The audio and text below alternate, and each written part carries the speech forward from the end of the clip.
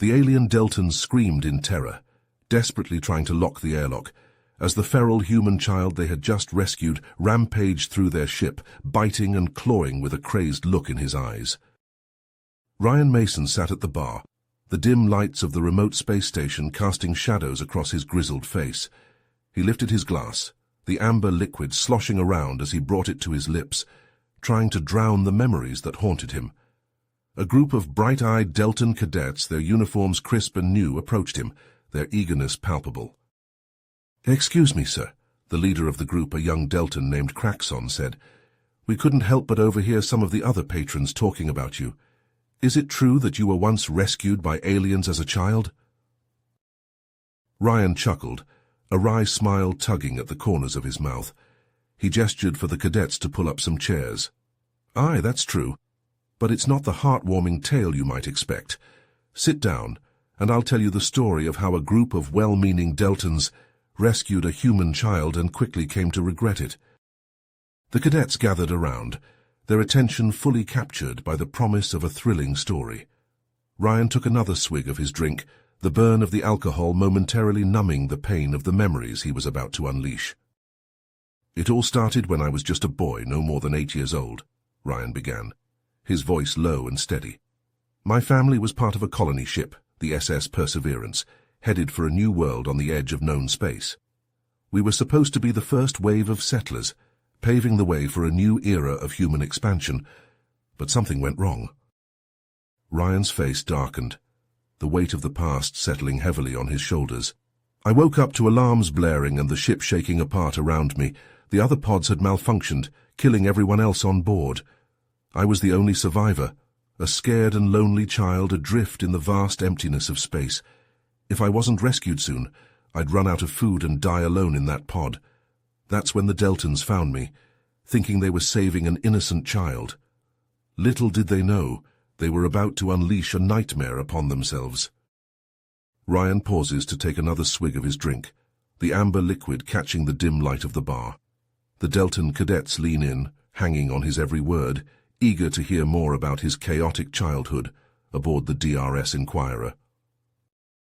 "Captain Zyloth and his crew had no idea what they were in for when they brought me aboard," Ryan continues, a wry smile playing on his lips. "They thought they were rescuing a poor, helpless human child, but I was a ball of energy, curiosity, and mischief, always getting into things I shouldn't." He chuckles, shaking his head at the memories.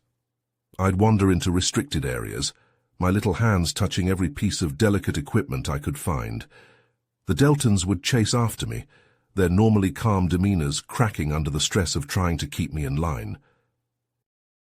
Ryan leans back in his chair, his eyes distant as he recalls a particularly memorable incident. "One time I snuck into the ship's hydroponics bay. I'd found some chemicals around the ship and decided to make a special nutrient mix to help the plants grow. I thought I was being helpful, but I ended up killing half the crop and turning the other half a sickly shade of purple." He laughs, the sound tinged with a hint of nostalgia. The look on the Deltans' faces when they saw what I'd done was priceless. They were horrified, but I was just a kid trying to help in my own way.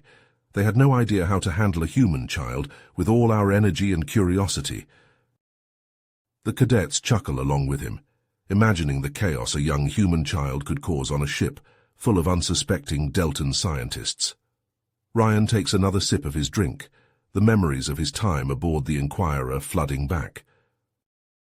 "That was just the beginning of my adventures on the DRS Inquirer," he says, his eyes twinkling with mischief. "The Deltans thought they were prepared for anything, but they had no idea what they were in for when they took me in. It was a steep learning curve for all of us, but especially for them. For Zesty." The cadets lean in, captivated by Ryan's tale of his unexpected friendship with the young Deltan scientist. Ryan's eyes sparkle with fond memories as he continues. "Craxon was always eager to learn more about me and my human ways. He'd ask me endless questions about Earth, about our history, our cultures, and our emotions. I did my best to explain, sharing stories of my family and the life I'd left behind." Ryan chuckles, remembering a particularly amusing incident. "One time Craxon found me crying in my quarters. He was alarmed, thinking I was hurt or sick. I had to explain to him that humans sometimes cry when we're feeling overwhelmed or homesick. He was fascinated, having never seen a Deltan express emotions so openly. The cadets nod, understanding the cultural differences that Ryan and Craxon had to navigate. Ryan takes another swig of his drink before continuing.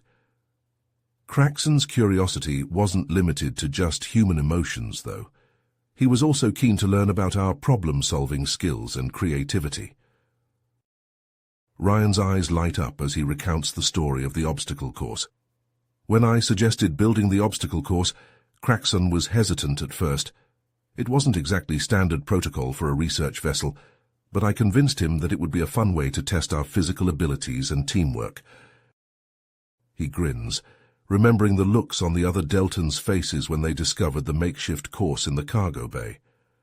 Captain Xyloth nearly had a heart attack when he saw what we'd done, but once he realized it was harmless fun, he actually encouraged the rest of the crew to give it a try.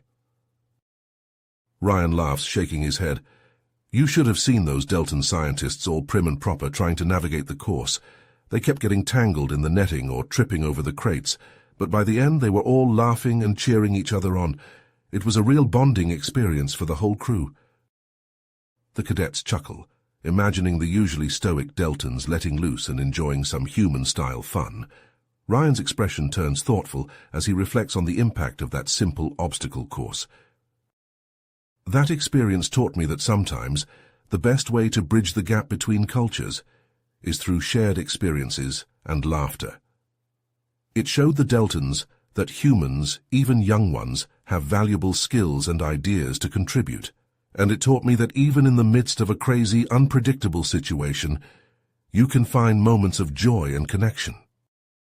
Ryan takes another sip of his drink, his eyes distant as he loses himself in the memories of his time aboard the DRS Inquirer. The cadets exchange glances, eager to hear more about the adventures of the young human and his Deltan crewmates. Ryan's eyes glisten with unshed tears as he recounts the heart-wrenching moment of his departure from the DRS Inquirer. The Deltan cadets hang on his every word, their own hearts heavy with the weight of his story. Captain Xyloth called me into his office, his face somber and his voice gentle. Ryan continues, his voice thick with emotion. He explained that the Inquirer's mission was coming to an end, and they had to return to their home planet. As much as they had grown to care for me, they couldn't keep me aboard forever. Ryan pauses, taking a deep breath to steady himself. I remember the way my heart sank, the realization that I would be alone once more hitting me like a punch to the gut. But I understood. The Deltans had already done so much for me, more than I could have ever asked for. He describes the final preparations, the way the crew bustled about the ship with a sense of urgency and purpose. They were all trying to keep busy, to distract themselves from the impending goodbye. But I could see the sadness in their eyes, the way they looked at me when they thought I wasn't watching. Ryan's voice wavers as he recounts the moment of his departure. Craxon was there, his hand on my shoulder, his eyes brimming with tears. He pressed a small device into my hand, a Deltan datapad filled with all the knowledge he had shared with me. Never stop learning, he told me, his voice cracking with emotion. Never stop exploring and questioning the world around you. The cadets leaned forward, their own eyes misty as they listened to Ryan's tale. As I stepped onto the small remote outpost, I felt a sense of fear and uncertainty wash over me. I was alone again, in a strange place, with no idea what the future held. But I clutched Craxon's datapad tightly, a lifeline to the memories and knowledge I had gained aboard the Inquirer. Ryan's voice grows distant, his eyes unfocused as he loses himself in the memory. I watched from the viewport as the Inquirer pulled away, tears streaming down my face. I knew I would never forget the Deltans, the way they had taken me in and cared for me when I had no one else. They had shown me the best of what the universe had to offer, even in the darkest of times. He falls silent for a moment, the weight of his words hanging in the air. The cadets sit motionless, processing the bittersweet nature of his tale. They understand now that the story of the human child and the Deltan crew was not a simple one, but a complex tapestry of friendship, growth, and loss. Ryan finishes his drink, setting the empty glass down on the bar with a sense of finality. And that, my young Delton friends, is the story of how I was rescued by aliens as a child, and how they came to regret it.